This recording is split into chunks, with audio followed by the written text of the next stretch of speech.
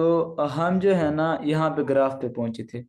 देखिए, हमने कहा था कि हम अगर ग्राफ ड्रा करना चाहिए किसके दरमियान, एक तो ऑब्जर्प्शन कोफिशिएंट अल्फा और एक रिफ्रैक्टिव इंडेक्स एन। ये एन माइनस वन हमने किस तरह से लिखा है, जो हमारे पास रिलेशन था one plus n q square था।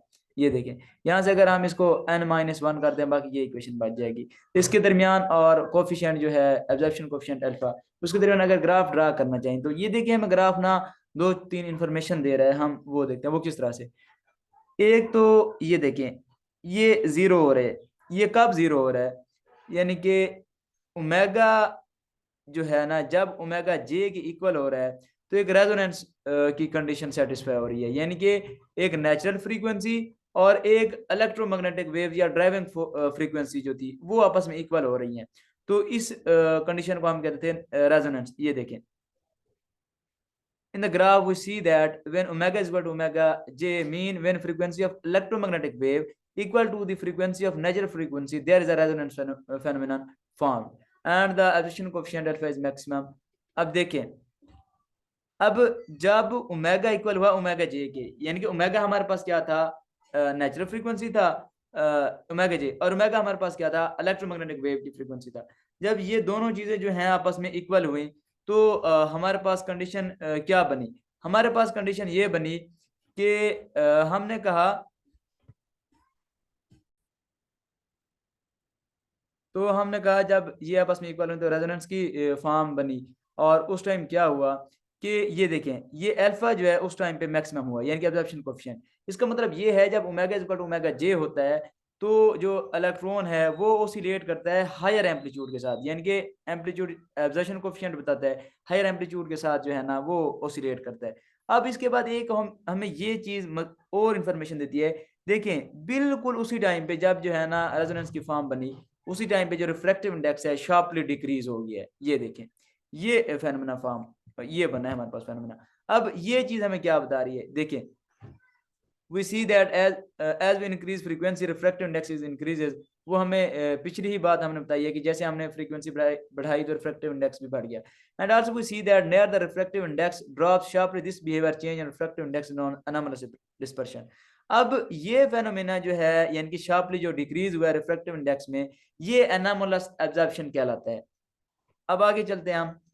अब at the refractive index decrease between, जो रिफ्रैक्टिव इंडेक्स डिक्रीज हुआ था जो हमारे पास, यानी कि रेजोनेंस की फॉर्म बनी थी, वो किसके दरमियान थी, एक ओमेगा वन और ओमेगा टू के दरमियान बनी थी। Observation coefficient increase at this time, जब अल्फा जो है इंक्रीज हुआ था। अब हम कहते हैं जो हमारे पास रिफ्रैक्टिव इंडेक्स की इक्वेशन बनी थी उसको हम जरा रीअरेंज करते हैं। वो किस तरह से, हमारे पास इस तरह से कंडीशन थी ना, one plus n q square two m epsilon f of j omega square j minus omega square और omega square j minus omega square plus gamma square j minus omega square. अगर इसका square था और ये अकेला था, ये cut जाएगा आपस में, सिर्फ एफ ऑफ जे ओवर होगा omega square j minus omega square के। अगर हम इसको लिखते हैं इस तरह से, ये चीज हमने सिर्फ ये चीज देखनी है। जब इसको इस तरह से लिखते हैं, ये हमारे पास इक्वेशन है। अगर इसमें हम कॉमन ले लें one over omega square j, तो हमारे पास बचेगा one minus omega square over omega square j के, और माइनस वन इसकी पावर आएगी, और ये अप्रोक्सीमेटली इक्वल होता है यहाँ पे, यानी कि हम प्लस डाल सकते हैं। अब ये जो है ना, हमने इसकी जो वैल्यू है वन ओवर ओमेगा स्क्वायर जे की, इसमें पुट कर देनी है। जब इसमें पुट करेंगे तो एक मरतबा वन ओवर ओमेगा स्क्वायर, ये देखें one plus n q square two m epsilon sigma j f of j omega square j आएगा एक मरतबा।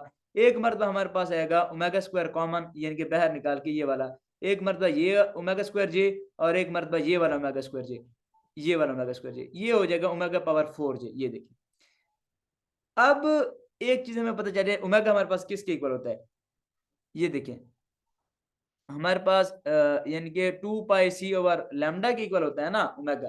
ये है ओमेगा स्क्वायर। जब एक मिनट, ये देखें हमारे पास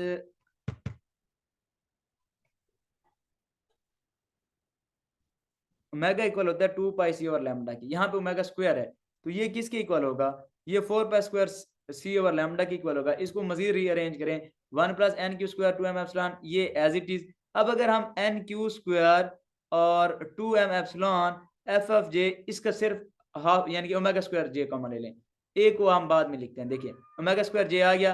अब हमारे पास ये वाला जो ओमेगा स्क्वायर कॉमन लिया हुआ था, ये 4 पाई स्क्वायर सी ओवर लैम्डा, और ये वाला ओमेगा स्क्वायर जे, इसको हमने मजीद तरतीब से लिख दिया। अब देखें जब इस फॉर्म में हमने लिखा तो हमारे पास क्या चीज बनती है, ये जो है ना एन क्यू स्क्वायर और 2m epsilon f of j omega square j, ये एक इक्वल है, और ये जो है सिर्फ ये वाला पार्ट, ये 4 पाई स्क्वायर सी और ये ओमेगा स्क्वायर जे, ये इक्वल होता है बी के। हमने कोई भी कांस्टेंट ले लिए हैं, कोई भी ले लें बी के, और ये जो है 1 और लैम्डा स्क्वायर आ गया। हमारे पास इक्वेशन क्या बनी, ये देखें 1 प्लस ए, ये वाला 1 प्लस ए, और ब्रैकेट में ये वाला 1 प्लस ये बी ओवर लैम्डा स्क्वायर। अब ये हमें क्या बताते हैं, from this equation we can see that refractive index is inversely proportional to the wavelength.